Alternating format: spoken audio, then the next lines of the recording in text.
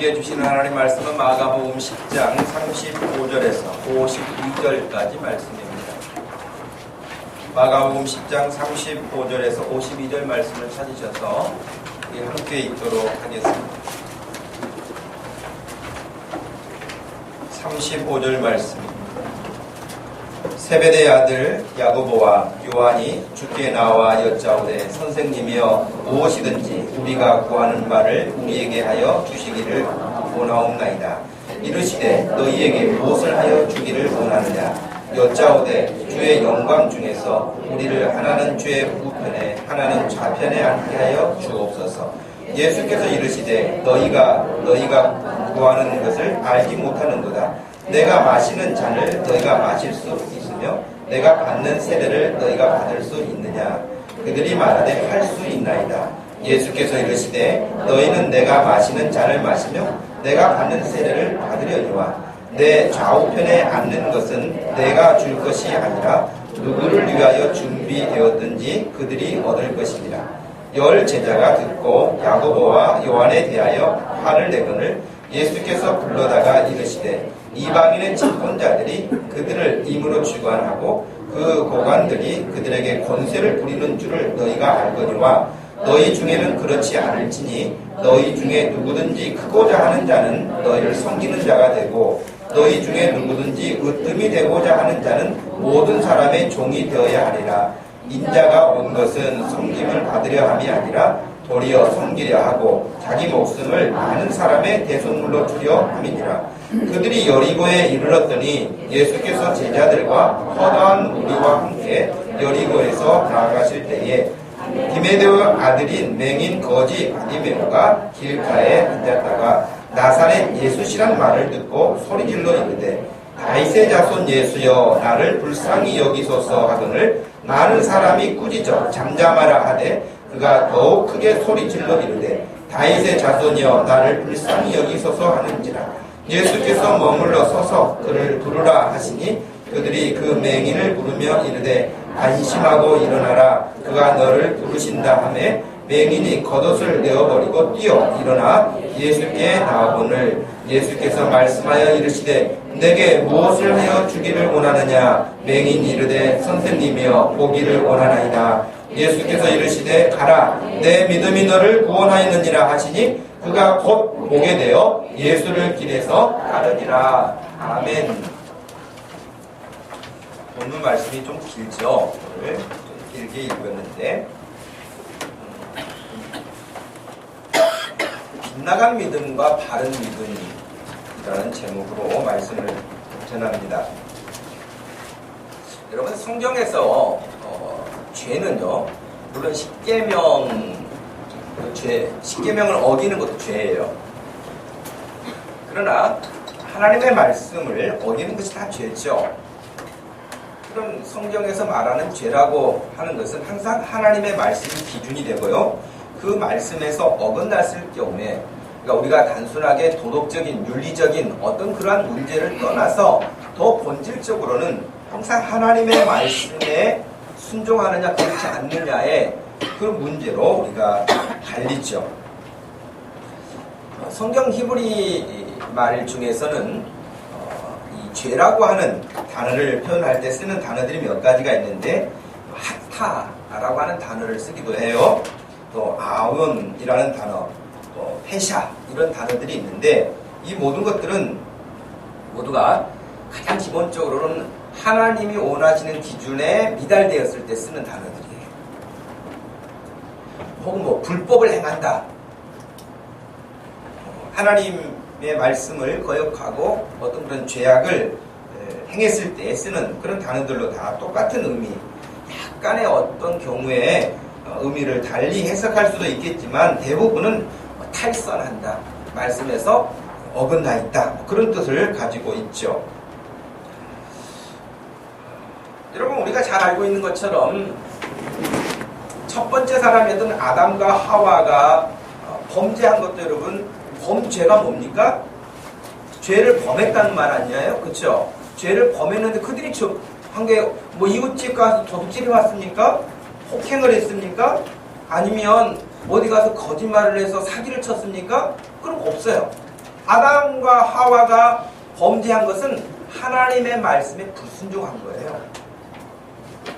우리가 가지고 있는 흔히 현대 사회에서 갖는 윤리나 도덕적인 개념에 있어서 그런 죄를 저지른 게 아니었고요. 하나님의 말씀에 순종하지 않음으로 말미암아 타락한 거고, 그 죄로 말미암아 아주 그냥 엄청난 죄의 결과들이 쏟아지기 시작한 것이죠. 처음에는 모르고 이거 하나 간단한 줄 알았는데, 별거 아닌 줄 알았는데 그것이 그냥 bom물처럼 터지니까요, 이제 제어할 수가 없는 상태가 된 거예요. 모든 영역에서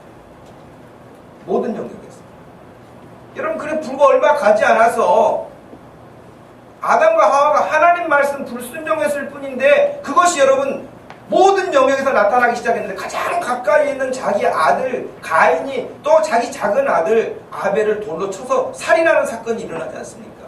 무서운 것이죠. 처음에는 별거 아닌 것 같아요. 그러나 그게 강력하게 나타나는 것을 생각한다면, 여러분, 죄는 우리가 흉내라도 내지 말아야 될 것이고, 죄는 그림자라도 따라가서는 안 될 줄로 믿습니다. 하나님 말씀을 보시면서 이게 하나님 싫어하시는 거구나, 그러면은 딱 멈추세요. 하나님 이거 좋아하시겠구나, 그러면 하세요. 다른 길이 없어요, 여러분. 신약 성경에서도 헬라어 단어를 쓸 때에, 죄를 말할 때에 아디키아라고 하는 단어를 쓰지만, 우리에게 많이 알려진 단어 가운데는 하마르티아라고 하는 단어가 있어요. 여러분, 하마르티아라고 하는 이 단어는 히브리어 하타와 같은 의미를 더 가지고 있는데, 표적을 맞추지 못한 빗나간 것을 말해요. 하마르티아라고 했을 때는 이 관역에서, 우리가 보통 양궁을 많이 보잖아요. 양궁을 많이 볼 때 가운데 정중앙에 들어갔을 때 10점이잖아요. 이제 10점이기도 하고, 그 밑에 이제 9점, 8점대, 7점대 이렇게 나오고, 심지어 어떤 경우에는 이 관역을 완전히 빗나가 버리는 경우도 있죠. 그렇죠? 그래서 관역에서 빗나간 것을 하마르티아라고 하는데, 하나님이 우리에게 말씀하신 판이 있어요.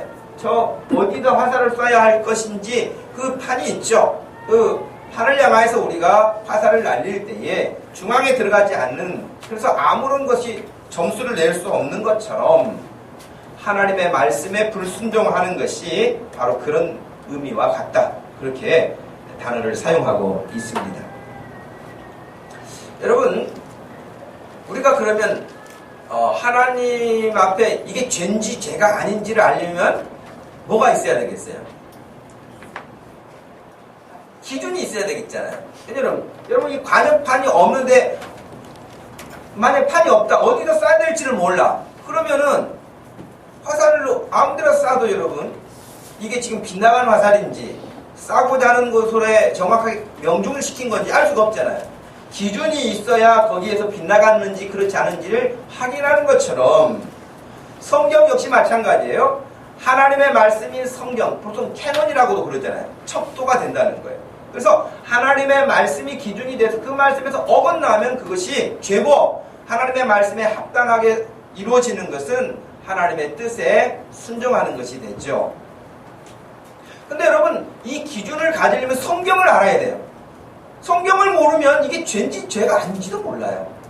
여러분, 지금 밖에 가가지고 예수님 모르는 사람들에게 당신 죄인이에요, 그러면 누가 자기 죄를 인정하겠습니까? 물론 혹시 그 지나가는 사람 가운데 사기치는 사람이었는데 이 사람 나 어떻게 알았지? 뭐 그렇게 도둑 제발 저린다고 그렇게 막 반응을 나타낼 사람도 없잖아 있겠지만, 대부분은 굉장히 기분 나빠할 거예요. 내가 무슨 죄를 저질렀는데요?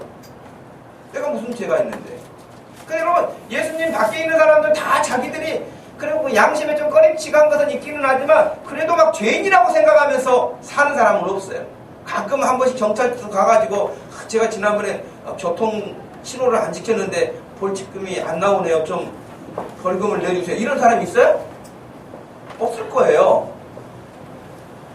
양심에 좀 꺼림칙은 갖고 있지만 자기가 죄인이라고 막 그렇게 괴로우면서 사는 사람은 별로 없다는 거예요. 기준이 없기 때문에 그렇죠. 근데 저와 여러분은 예수님을 믿잖아요. 그런데도 불구하고 맨날 우리 마음속에 죄인이라는 사실을 지워버리지 못하잖아요. 물론 예수님이 우리 죄를 다 용서하셔서 하나님이 우리를 예수님 때문에 다 받아주세요. 그럼에도 불구하고 우리는 늘 주님 앞에 가는 날까지 목욕한 사람이 발을 마지막에 또 씻고 닦고 나오는 것처럼 매주 나와서 하나님 앞에 말씀 들을 때마다 하나님, 제가 또 지난주에도 말씀을 들었는데 거기서도 빗나갔군요. 이번 주에도 제가 말씀을 듣는데 또 그런 것이 있었군요 하고 하나님 용서해 주세요. 그거 회개하는 거예요. 매주 회개하는 거예요. 올 때마다. 그래서 여러분 이 시간에도 말씀을 듣는 중에 회개하는 역사가 있기를 바랍니다. 내가 하나님 말씀에 합당치 않았구나. 근데 나는 아무렇지도 않게 살아왔구나. 내가 양심이 이게 점점 둔해지고 있구나. 죄의 감각이 없어지고 있구나. 여러분, 그래서 긴장해야 된다는 것이죠. 근데 이 성경이 기준이 되어야 되는데 성경으로 우리에게 와 있지 않으면 문제가 심각해지죠. 가장 성경에 대해서 사람들이 눈이 감겨 있을 때가 언제냐면 중세 때였어요. 종교개혁이 일어나기 전에는, 여러분 지금 저는 한국말로 우리말로 설교하고 여러분도 성경책을 우리말로 된 것을 가지고 다니잖아요. 번역이 돼서 다 볼 수 있죠. 근데 중세 때는 오직 성경은 신부들만 가질 수 있었어요. 교인들은 성경을 가질 수가 없었어요. 여러분, 우리나라에도요, 천주교가 들어온 지 우리보다 훨씬 일찍 들어왔잖아요. 그런데도 불구하고 그들이 성경책을 갖게 된 것이 언제인 줄 아세요? 1970년도에 68년도인가? 1970년도예요. 그전에는 천주교 신자들이 성경책 가질 수가 없었어요. 공동번역이라고 하는 것을 같이 하게 되면서 그들도 성경책을 비로소 갖게 됐지, 그전에 중세 때부터 얼마 전까지만 하더라도요, 그들이 성경책을 가질 수가 없었어요. 그리고 성경책은 라틴어로 돼 있었어요. 그 당시 다 각국의 언어가 있었음에도 불구하고 라틴어로 돼 있어서 신부도 라틴어로 된 성경을 읽어야 하고 설교도 라틴어로 해야 했어요. 그러니 사람들이 알아들을 수가 없었죠. 알 수가 없죠. 무슨 말인지. 그래서 여러분, 루터가 종교개혁을 일으켜가지고 제일 먼저 한 게 뭔지 아세요? 루터가 어느 나라 사람이에요? 독일 사람이잖아요. 루터가 제일 먼저 한 것이 성경을 독일어로 번역한 거예요. 왜냐? 사람들에게 성경이 들려줘야죠. 그래야 이게 하나님의 말씀이 이건지 저것인지 분별하죠. 그런 거로 제일 먼저 독일어로 성경을 번역해서 아마 인쇄술이 독일에서 크게 발전하게 되는 계기도 됐지만, 그래서 사람들의 손에 이제 성경이 들어가기 시작한 거예요. 그리고 오늘 우리에게 이르기까지 성경이 와 있잖아요. 여러분 너무너무 고마운 것이죠. 여러분 성경책 가지고 다니시죠? 가지고 다니시길 바라요. 네. 제가 주방에도 가가지고 열어보고 여기 수납장도 열어보면 다 성경책 여기다 꼽아놓고 다니고 공부하는 책들도 다 꼽아놓고 다니는데 가지고 다니세요. 가지고 다니세요. 성경책 자랑스럽게 가지고 끼고 교회 올 때 오세요. 옛날에는 교회 다니는 거 창피하다고 어떤 남자들은 신문지에다 싸가지고 성경책을 신문지에 싸가지고 딴 데 가는 것처럼 해가지고 교회 온 사람들도 없잖아 있었거든요. 근데 지금은 아예 성경책을 안 가지고 다니려고 그런다고. 가지고 다니시길 바랍니다. 네. 아주 의식적으로 가지고, 제가 일부러 성경을 화면에 잘 안 띄워요. 왜냐하면 여러분들이 성경을 찾지도 않고 성경을 안 가지고 다니기 때문에 그거 좋은 습관이 안 돼서, 좋은 습관이 아니기 때문에 여러분 띄우질 않는 거예요. 그래서 여러분들이 꼭 성경책은 가지고 다니고 여기다 놔두고 다니지 마세요. 그러면 일주일 동안 성경 안 읽은다는 이야기잖아요. 옛날에는요, 성경 가지고 다니면서 일주일에 그냥 한번 성경 교회 올 때만 가지고 와서 먼지가 쌓이기 때문에 먼지 풀고 온다. 그래서 뭐 훅탁 뭐 그런 성경이라고 그랬잖아요. 근데 지금은 아예 가지고도 안 다닌단 말이죠. 가지고 다니시고 읽으시고 그런 하나님의 말씀을 소중하게 여길 수 있기를 바랍니다. 네.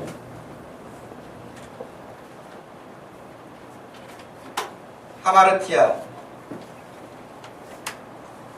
오늘 우리가 읽었던 성경 본문에서는 제자들이 지금 예수님이 관역을 이렇게 만들어 주시고 예수님이 목표하고 있는 것을 말씀을 해 주시는데도 불구하고 제자들은 항상 예수님은 지금 동쪽에 표적이 있다, 동쪽을 향해 쏘라 그러는데 제자들은 그냥 공중에다 쏘고 서쪽으로 쏘고 자기 마음이에요. 전혀 예수님이 말씀하시는 방향하고 맞지 않아요. 빗나간 믿음이에요. 주님이 원하시는 믿음에 서 있는 게 아니고요, 빗나간 믿음인 거예요.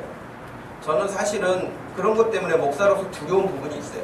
나는 여러분들이 교회 와서 하나님을 같이 섬기고 그러는데 나중에 여러분 아주 어린아이나 빼놓고 앞으로 뭐 수십 년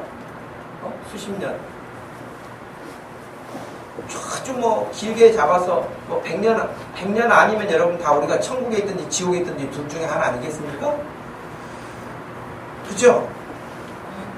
분명히 100년 오면 지옥에 있든지 천국에 있든지 둘 중에 하나예요. 중간은 없어요.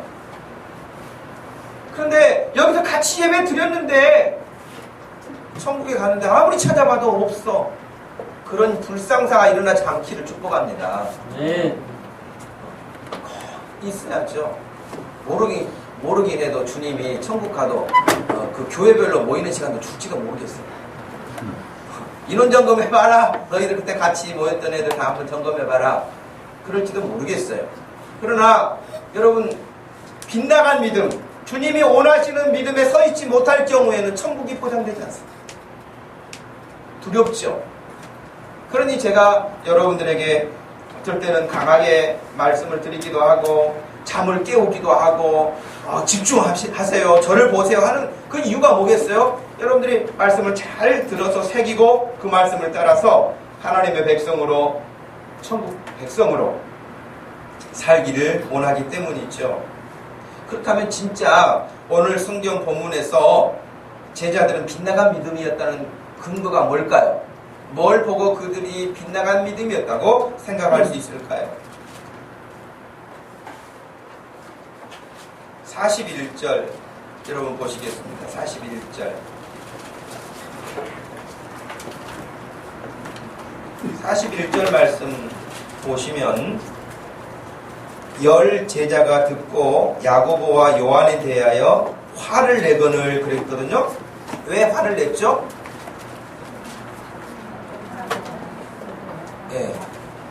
주님의 영광이 임할 때, 지금 제자들의 마음속에는 예수님이 예루살렘에 올라가신다고 할 때마다 뭘 생각했다는 거예요?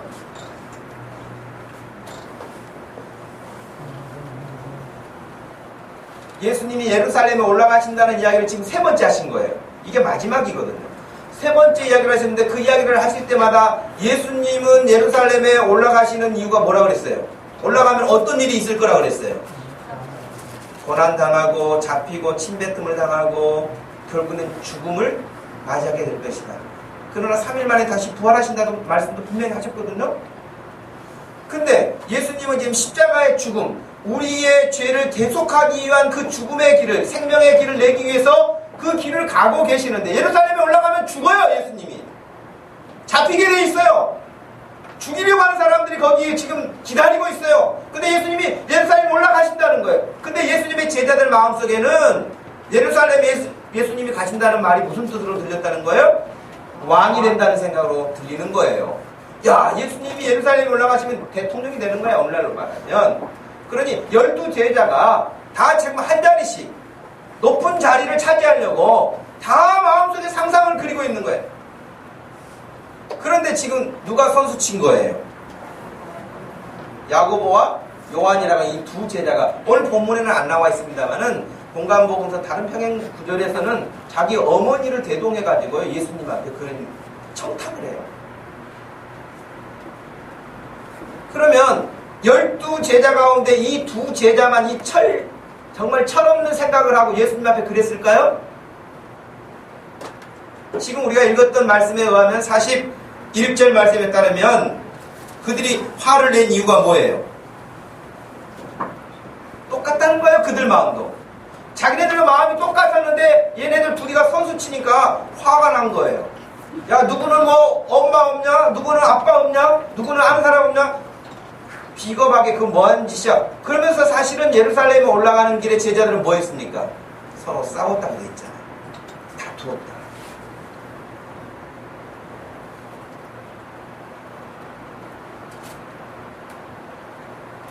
그들이 말하기를 우리가 원하는 것을 꼭 들어주시기를 원합니다. 그렇게 말을 해요. 그러면서 36절에 너에게 무엇을 하여 주기를 원하느냐라고 주님이 물으시자 기다렸다는 듯이 37절에 말합니다. 주의 영광 중에서 우리를 하나는 주의 우편에 하나는 좌편에 앉게 영의정 좌의정 우의정 되게 해주십시오. 국무총리 되게 해주세요. 외무부 장관 되게 해주세요. 지금 그거 아닙니까?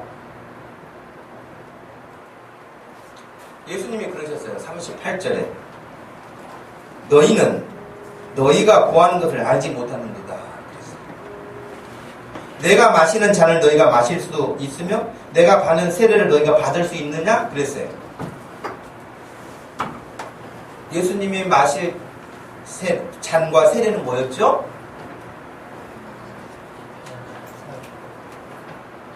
예수님이 겟세마네 동산에서 마지막 기도하실 때 기도 제목이 뭐였어요?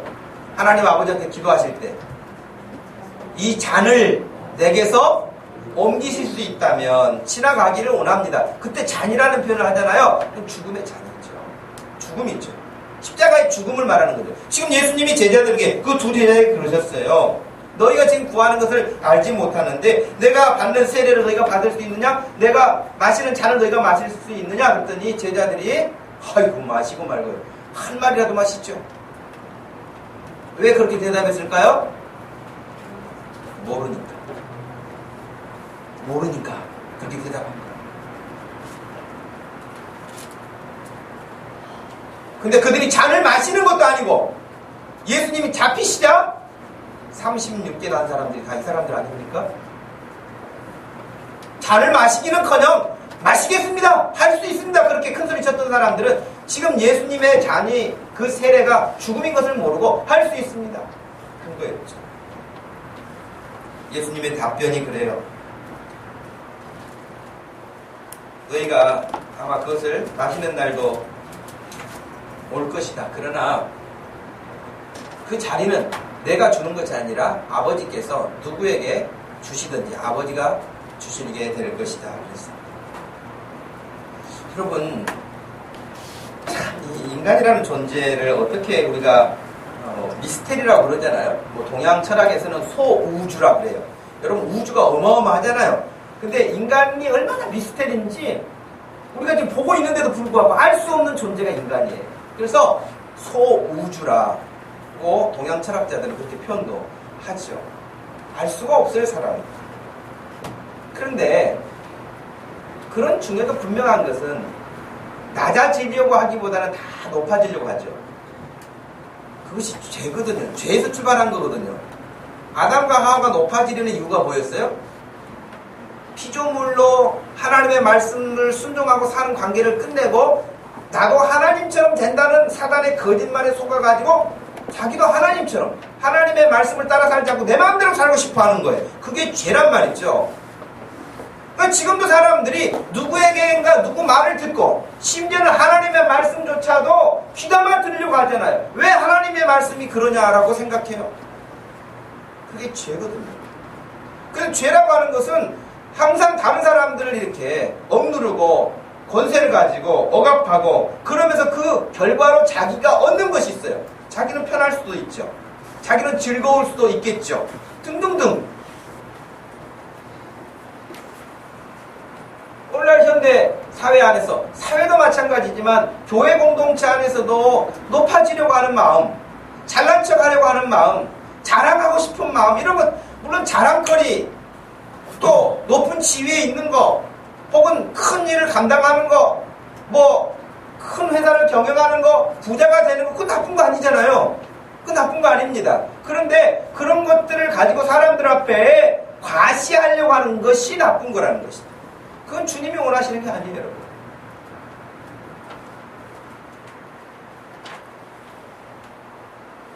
우리는 어렸을 때부터 지기 싫어하는 그런 근성들도 있고 그렇잖아요. 오죽하면 그래 네 팔뚝 굵다 그런 말 나왔겠어. 하다 할 이야기 없어요. 나 팔뚝 네 것보다 더 굵다. 그죠? 어렸을 때는 우리 집 냉장고 크다 뭐 그런 거 시작해요. 너 몇 평 아파트에서 사냐? 너희 아빠 차 뭐냐? 등등 자랑할 거 다 동원해요. 여러분 세상이 그래요. 교회는 뭐 어마어마한 것을 가지고 있다 할지라도 교회는 그 모든 것들을 다 내려놓고 하나님을 섬기는, 하나님 앞에서 이거 참 너무 자랑하는 자랑질이 얼마나 부끄러운 일인가를 아는 것이죠. 그죠? 제가 군대에서 군종사병을 했거든요. 군대에서도 똑같이 이렇게 설교를 했다고요, 주일마다. 대대급이니까 꼭 여러분만큼 숫자 더 나오기도 하고 좀 덜 나오기도 하고 그런 교회에서 제가 이제 설교를 주일마다 했어요.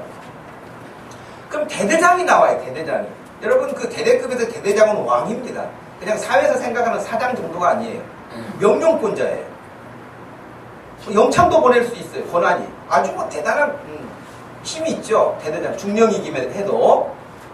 근데 이 대대장이 오면 내 생각 같아서는 제일 앞자리에 앉았으면 좋겠어. 근데 군인들이 여러분, 군인들의 3대 군인들에게 나타나는 3대 특징이 있다고 그러는데 뭔지 아세요? 배고프고 춥고 졸리고 3가지. 지금은 모르겠습니다만은 일반적으로 그래요. 군인들을 앉으면 좁니다. 유심히 보세요. 근데 교회 오면 얼마나 마음이 평안합니까? 고참이 뭐 괴롭히기를 합니까? 뭐 합니까? 끝나면 초코파이라도 하나 주지, 먹을 거 있지, 평안하지. 그러니까 또 졸음도 온다고. 그래서 심지어는 쫄병들 가운데는 피난처로 교회로 와요. 내 몸 안에 있으면 괴로우니까 그냥 교회 간다고 하고 온다고. 그럼 대대장이 제일 앞자리에서 그냥 은혜만 받으면 좋겠는데 제일 뒷자리에 앉아있어요. 그래 좋은 은혜 있으면은 뭐라고 해요, 대대장이. 끝나고 나서 졸았다고. 그러면 그 이등병 다음에 안 와요. 그러니까 진짜 대대장이 은혜 받으려면 제일 앞자리 나와서, 그리고 교회 왔을 때는 중령 계급장 떼고 이등병한테도 인사하고 이래야 믿음의 사람이죠. 거기서도 계급장 달고 뭐 이러면 그 끝난 거예요. 믿음 없는 거죠. 아직 복음을 잘 모르는 것이죠.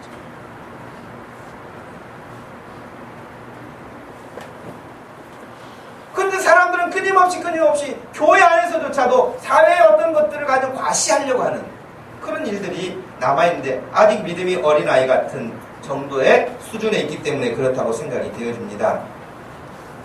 그래서 여러분, 그런 일에 혹간 교회 안에서도, 우리 교회 그런 사람이 없습니다만은 교회 안에서도 혹은 여러분들이 알고 있는 크리스찬들 가운데서도 누군가가 너무 막 잘난 척한다. 그럼 그것 때문에 괴로워하지 마세요. 그냥 좋으시겠네요. 그냥 그 정도에서 끝나지. 그것 때문에 막 자존심 상할 것도 없고요, 속상할 것도 없어요. 하나님 앞에 그런 마음을 가지고 있는, 여러분과 같은 그런 마음을 가지고 있는 사람이 복인이 있죠. 천국이 저희 것이라고 말씀하실 때 그런 것에 예민할 것도 없고요, 그렇게 또 막 자랑할 것도 없어요. 42절 말씀 보세요, 여러분. 42절에 지금 제자들의 마음에 품고 있는 그 마음이 42절인데 같이 읽어볼까요? 예수께서 불러다가 이르시되 이방인의 집권자들이 그들을 임의로 주관하고 그 보관들이 그들에게 권세를 부리는 줄을 너희가 알거니와. 그래요. 그렇잖아요, 여러분. 우리나라도 국회의원 선거 있고 그러면은 선거 있기 전에는 머슴이 되겠다고 막 여러분 와가지고 절도 큰 절도 하고 막 그러잖아요. 딱 당선되고 난 다음에 여러분 만날 수 있나요? 국회를 찾아가도요, 우리는 다 후문으로만 가가지고 그것도 경비가 심하고요, 바쁘시다 하고요, 못 만납니다. 와서는 그렇게 다 큰 절. 그리고는 여러분 다 권세를 부리지 진짜 섬기는 그런 정말 편의를 또 어려운 점들을 살피는 그런 의원들이 얼마나 됩니까? 그렇다는 거예요. 집권자들이 그들을 임으로 자기들 마음대로 주관하고요, 권세를 부려요. 지금 제자들에게 너 야고보, 요한, 너 지금 이거 하고 싶은 거 아니냐? 세상 사람들처럼 이거 하고 싶은 거 아니냐? 그런 거예요.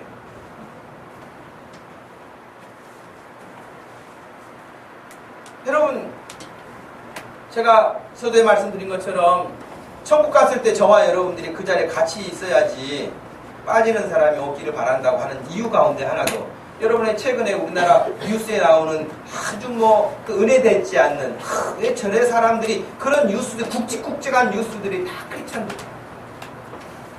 사기치고 거짓말하고 폭언하고 폭행하고 협박하고 다른 사람 아주 힘들게 구타하고 말할 수 없는 고통을 이 사람들이요 다 교회 다닌 사람들이라니까요.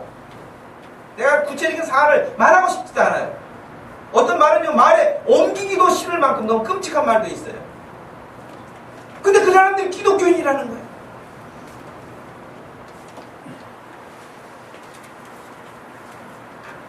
어떤 면에서는요 저에게도 여러분에게도 그런 마음들이 지금 깔려있는지도 몰라요. 내가 그냥 보란듯이 성공해가지고 사람들 앞에 내가 어깨도 힘도 좀 주고 그러고 싶은 마음들이 큰지도 몰라요.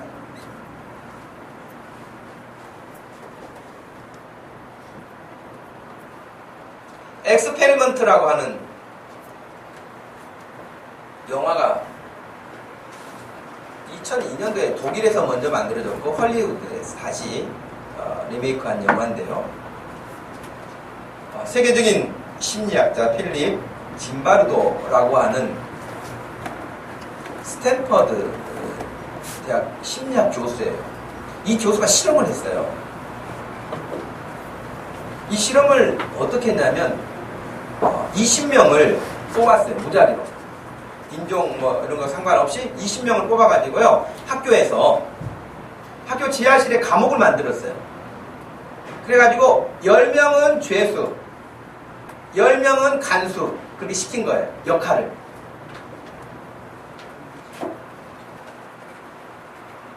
사람들이 어떤 그런 자기 위치가 주는 것에 어떤 영향을 받는가를 심리적으로 이렇게 실험을 해보려고 이게 1971년도에 한 거거든요. 실험이거든요. 이것이 발표된 것은 이 사실이 나중에 밝혀진 것은 35년 만에 밝혀져서 영화까지 만들어진 건데요. 이 실험은 일주일을 넘기지 못하고 끝냈어요. 왜냐? 죄수복을 입혀놓고 가두어 놓은 사람하고 교도관 옷을 입혀가지고 세워놓은 사람하고 처음에는 막 장난스럽게 그냥 너 죄수야 너 교도관이야 너 교도소장이야 막 이러더니 며칠 지나니까요 진짜 교도관이 된 거예요. 이 사람도 진짜 죄인이 된 거예요. 그래가지고 그들의 삶의 형태가 그대로 나타나는 거예요. 그래서 심리학에서는 루시퍼 이펙트라고 하는 용어를 쓰는데요. 여기서 나온 말이에요. 책도 나와 있어요. 우리나라에도 번역도 되어 있는 책인데요. 어떤 주어진 역할에 따라서 사람이 변화하는 그런 모습을 뜻하기도 하죠. 근데 그것이 긍정적인 것도 있겠지만 부정적인 것.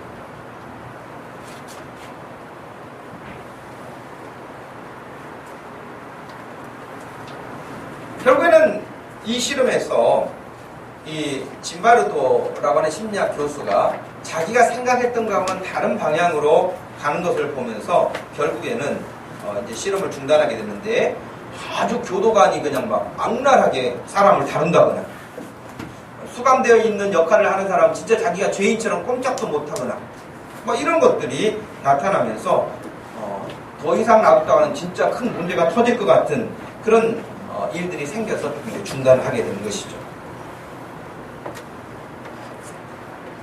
지금 제자들은요 예수님을 등에 업고 권력자가 되기를 원하는 거예요. 그렇죠? 예수님이 예루살렘에 올라가면 권력자가 되는 거예요. 지난 3년간 내가 따라다녔는데 보람있다. 나도 한자리하고 나도 큰소리 칠 수 있다. 지금은 내가 이렇게 별 볼 일 없어 보이지만 나도 이제 한 소리 할 수 있다. 뭐 그런. 그런데 예수님이 43절에 그렇게 지금 생각하고 잔뜩 꿈이 부풀어 있는 제자들에게 44절 같이 한번 읽어봅시다. 너희 중에는 그렇지 않을지니 너희 중에 누구든지 크고자 하는 자는 너희를 섬기는 자가 되고 너희 중에 누구든지 으뜸이 되고자 하는 자는 모든 사람의 종이 되어야 하리라. 헐, 그랬겠죠? 뭐야? 그래, 이걸 위해서 따라다녔어? 지난 3년간 이것 때문에 우리가 고생했어? 그런 것이죠. 그러면서 예수님은 자신을 말씀하셨는데 내가 온 것은 섬김을 받으려 온 것이 아니고 도리어 섬기려고 왔고 내 목숨을 많은 사람의 대성물로 주려고 왔다. 그렇게 말씀을 하십니다. 분명히 예수님이 지금 말씀하신 것에 비춰보면 제자들의 믿음이 어떤 믿음이에요? 빗나갔죠? 분명히 빗나갔죠. 전혀 예수님이 원하시는 믿음과는 다른 방향을 잡고 있는 것이죠. 우리는 이렇게 믿어서도 안 될 것이고 이렇게 주님을 따라서도 안 될 줄로 압니다. 반면 권력자도 아니에요. 가진 배경도 없어요. 가난해요. 아니, 가난한 것이 아니라 그 지금 현 신분이 뭐예요? 거지였던 구걸하여 사는 바디메오가 나와요. 길가에 앉아서 구걸하는 사람이었어요. 46절에 보니까. 소경이었어요. 그런데 이 사람이 소경이었지, 거지였지, 길가에서 살아야 하는 이런 처지였지. 그런데도 불구하고 두 눈 똑바로 뜨고 있는 제자들보다도, 건강한 제자들보다도, 예수님 곁에 늘 따라다니는 제자들보다도 이 바디메오의 믿음이 더 좋았어요. 참 놀라운 일이에요. 여러분 47절 말씀 47절 말씀 한번 읽어봅시다. 나사렛 예수시란 말을 듣고 소리질러 이르되 다윗의 자손 예수여 나를 불쌍히 여기소서 하거늘. 여러분 뭐 앞에 굉장히 뭔가를 설명한 게 없어요. 단순히 나사렛 예수라 하는 이야기만 들었어요. 그런데 그가 예수님을 향해서 다윗의 자손 예수여 라는 말을 한단 말이에요. 그리고 자기를 불쌍히 여겨달라고 말을 했어요. 아, 그랬더니 사람들이 48절에 많은 사람이 꾸짖어 잠잠하라. 번역을 잠잠하라 그랬지만 조용해! 입 다물어! 지금 네가 누구 앞이라고 지금 그런 소리 질러? 거지 주제에? 지금 그거 아닙니까? 이게 여러분 아까 죄수 실험에서 했던 것과 똑같은 거예요. 간수복 입혀놓으면은 죄인이 되는 거고 교도관 옷 입혀놓으면은 뭐가 된 것처럼 하는 거예요. 지금 예수님 곁에 있으니까 자기들이 뭐가 된 것처럼 사실은 지금 바디메오만 또 못하는 수준인데 오히려 바디메오에 큰 소리를 치면서 조용하라고 합니다. 그 12제자만 그런 게 아니라 12제자가 예수님 가장 가까이 있으면 그 다음에 또 가까이 있는 사람들이 있지 않겠습니까? 많은 사람들이 그랬다는 거예요. 집단이. 혼자는 나쁜 짓을 못하는데요. 집단으로는 나쁜 짓을 잘해요. 집단, 심리가 있죠. 성경에 보면 아이러니하게도요. 야단 맞아야 될 사람들이 되레 큰 소리 치는 경우도 있어요. 그렇죠? 여러분 예수님이 가르쳐주신 비유 가운데 바리새인 있잖아요. 기도 가운데 누가복음 18장에 세리도 있었고요. 세리는 오히려 하나님께 인정받은 기도였잖아요. 그런데 인정받지도 못하는 기도자가 무시하잖아요. 저 세리하고 같지 않은 것도 감사합니다. 그러면서 자기 자랑 잔뜩 하면서 그러니까 오히려 책만 받아야 할 사람들이 오히려 다른 사람을 자기가 뭐라도 된 것처럼 온전한 것처럼 착각하고 있는 경우들이 성경에 의외로 많아요. 오늘 많은 사람이 꾸짖은 경우도 마찬가지겠죠. 근데 믿음은 여러분 분명한 믿음은 누가 잠잠하라 그래서 잠잠하는 것이 아닙니다. 환경이 어렵다 해서 그냥 포기하는 게 아닙니다. 나사렛 예수 다윗의 자손이심을 알았을 때에 그는 조용할 수가 없었어요. 잠잠할 수가 없었어요. 더 소리를 높였어요. 할렐루야. 네. 여러분이 예수 그리스도가 누구신지를 안다면 여러분의 환경과 힘듦과 어려운 그 모든 것들이 문제되지 않아요. 그거 다 뛰어넘어요. 어려울수록 더 주님을 붙잡게 돼 있어요. 그런 믿음 되기를 축복합니다. 네. 예수님이 가던 길을 멈춰 서셨습니다. 머물러 서서 그를 부르라 하셨습니다. 그들이 그 맹인을 부르며 안심하고 일어나라. 예수님이 너를 부르신다. 그랬더니 50절에 맹인이 겉옷을 내버리고 뛰어 일어나 나오거늘 51절에 예수님이 말씀하여 이르시되 너에게 무엇을 하여 주기를 원하느냐 그러셨습니다. 여러분 이 말씀은 아까 누구에게도 하셨죠? 그렇죠. 야고보하고 요한에게도 그랬죠. 무엇이든지 원하는 대로 해주시기를 원합니다 선생님. 그러면서 살짝 웃었겠지? 웃어야 뭐 이렇게 더 잘해줄 거라고 생각하고 아마 웃으면 그렇게 인상 쓰면서는 하지 않았을 거예요. 무엇이든지 다 해주실 줄로 믿습니다. 그래 뭘 하기 해주기를 원하느냐. 하나는 예수님 우편에 앉고 싶어요. 저는 왼쪽 앉고 싶어요. 뭐 이렇게 한 거죠. 그런데 지금 똑같이 이 바디메오에게 예수님이 물어보셨어요. 맹인이 이르되 선생님이여 보기를 원하나이다. 맹인이니까 당연했겠죠. 그랬더니 예수님이 52절에 이르시되 가라 너의 믿음이 너를 구원하였느니라 하시니 그가 곧 보게 되어서 예수를 길에서 따랐다.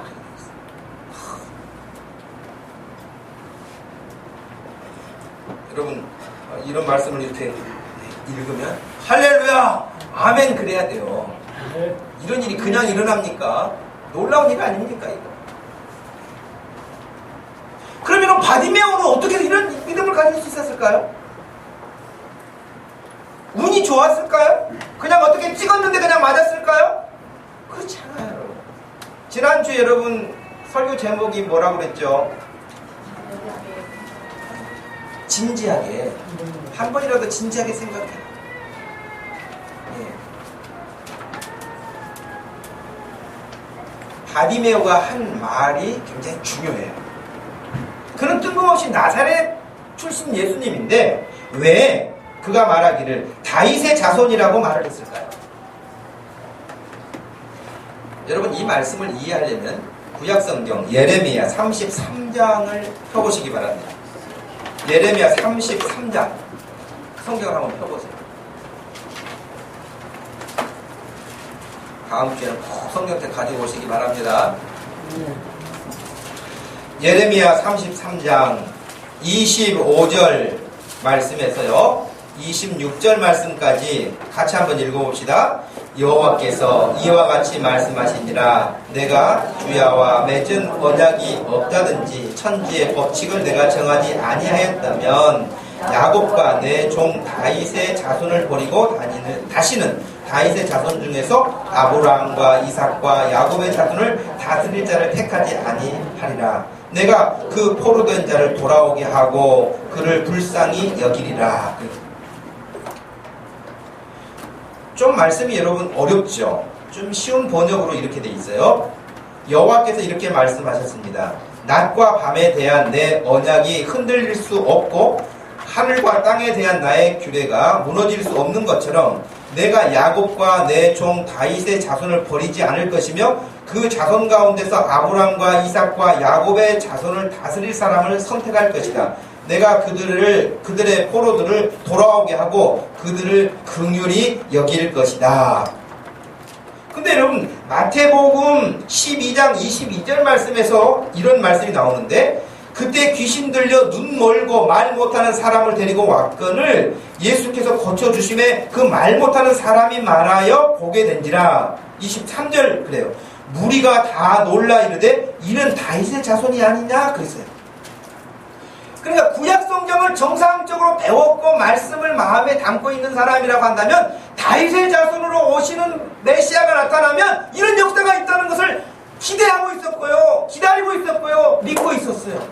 그런데 지금 바디메오는 비록 눈은 볼 수 없었지만 예수님에 대한 소문을 들으면서 아 그분이야말로 다윗의 자손이다. 하나님이 약속하신 분이다. 아 그분만 만난다면 될 수 있다. 그럼 믿음이 있었는데 아 그분이 앞에 오셨으니까 왜 소리를 안 지르겠어요? 누가 조용히 하라고 한다 해서 조용하겠어요? 그럴 수 없겠죠.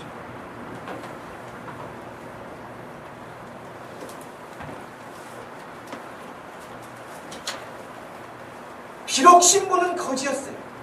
신체는 소경이었어요. 가난했어요. 사람들로부터 무시당했어요. 그런데도 불구하고 하나님을 향한 믿음은 분명한 사람이었어요. 여러분, 요한복음 1장에 보면 빌립이 전도한 사람이 나오잖아요. 빌립이 전도한 사람이 누구죠? 나다나엘이라는 사람이 있어요. 나다나엘이라는 사람에게, 그 친구에게 빌립이 가가지고 전도를 해요. 내가 오늘 예수님을 만났다. 그랬더니 그 친구가 대뜸한단 말이, 예수? 나사렛? 나사렛 예수? 야, 나사렛에서 무슨 선한 것이 나겠어. 거기서 뭔 인물이 나겠어. 베들레헴도 아니고 나사렛에서 무슨 예루살렘도 아니고, 이런 반응을 한 거예요. 그래서 완전 무시한 거예요. 그래도 빌립이 아니라 한번 와봐라. 네가 한번 와봐라. 그래가지고 데리고 갔잖아요.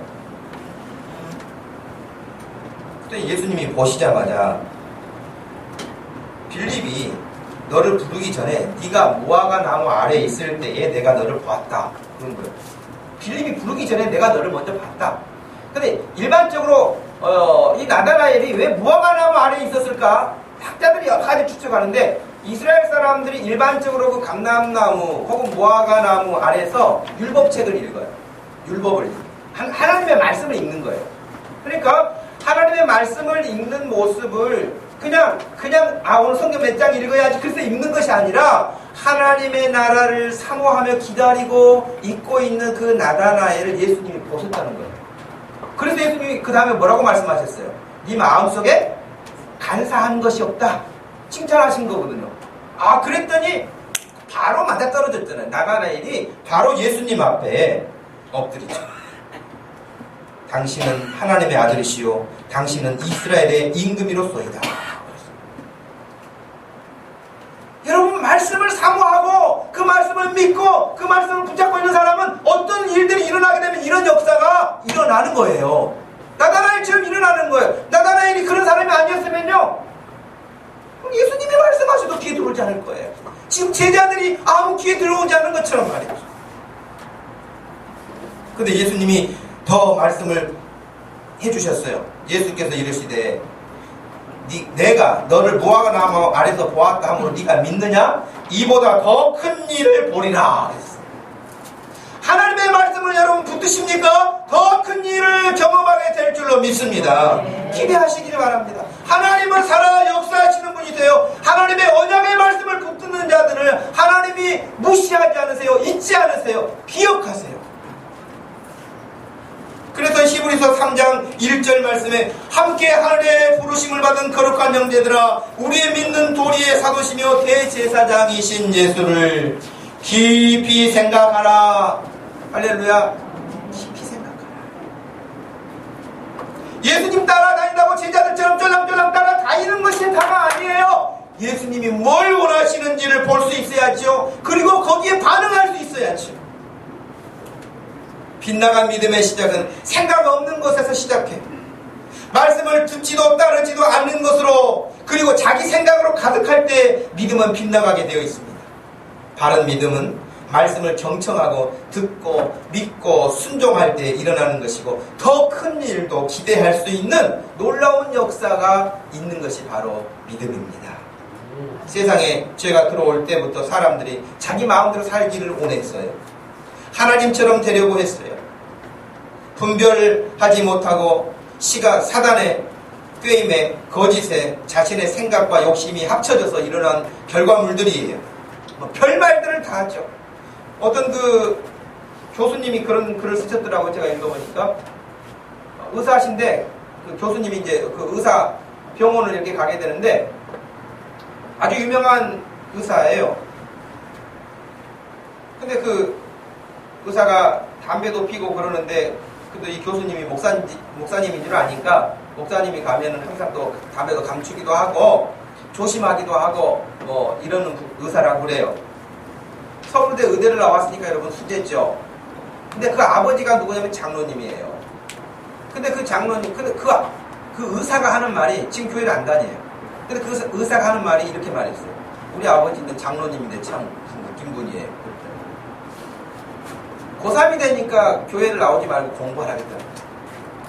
그래서 여러분, 그 교수님이 쓴 표현에는 그렇게 표현을 했어요. 서울대와 믿음을 바꿨다는 거예요.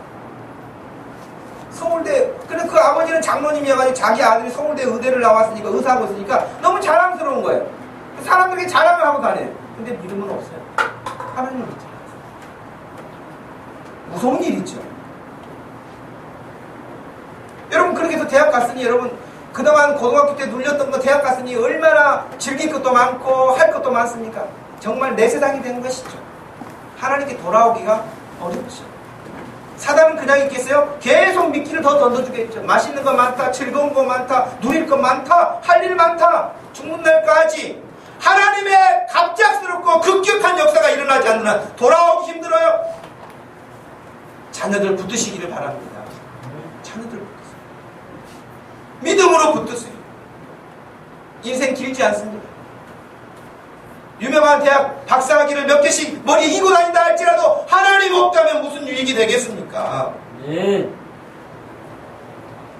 이 세상의 영광을 얻기 위해, 이 세상의 자랑을 하기 위해 예수님을 앞세우는 거짓 믿음에서 돌이켜야 될 것이고, 우리 내면 세계에도 혹시 제자들처럼 그런 어리석은 생각을 가지고 있는 것은 없는지를 이 시간에도 살펴서 작은 거라도 내가 그런 마음이 있었다고 한다면 회개하고 주님으로부터 용서받고 새로운 마음으로 주님이 원하시는 믿음으로 나설 수 있기를 소원합니다. 여러분, 한 가지만 더 말씀을 드리면, 여러분 몇 주 전에 보았던 부자 있잖아요. 부자, 재산 많은 부자, 예수님 찾아왔잖아요. 어렸을 때도 십계명도 다 지켰다는 부자 있잖아요. 근데 예수님이 말씀하셨어요. 너의 그 재산을 가난한 자들에게 좀 나눠주고 나를 따르라 그랬더니 그 부자는 어떻게 됐어요? 재산이 많음으로 근심하고 돌아가 버렸어요. 예수님을 따르지 않았어요. 여러분, 어렸을 때부터 십계명도 다 잘 지킨 사람인데 결국 예수님을 따르지 않고 가요. 거지 바디메오예요. 돈도 없어요. 권력도 없어요. 배경도 없어요. 그런데 그가 눈을 뜨고 난 다음에 어떻게 했어요?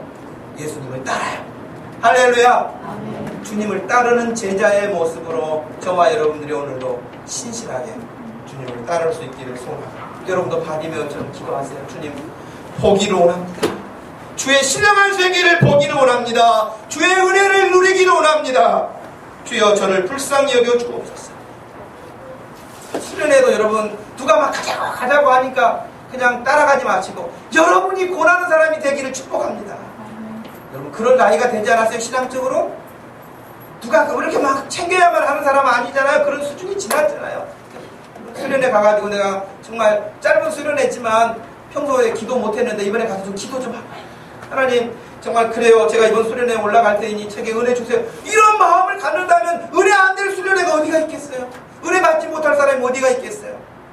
다 그런 마음을 품고 소경 바디메오가 눈을 뜨고 주님을 따름과 같이 저와 여러분들이 우리의 하나님의 나라에 대해 영적인 세계도 활짝 열려서 보고 주님을 더 철저하게 잘 따르는 신실한 제자들이 되어서, 나중에 성령 받고 변화된 제자들이 너무 부끄러워했잖아요.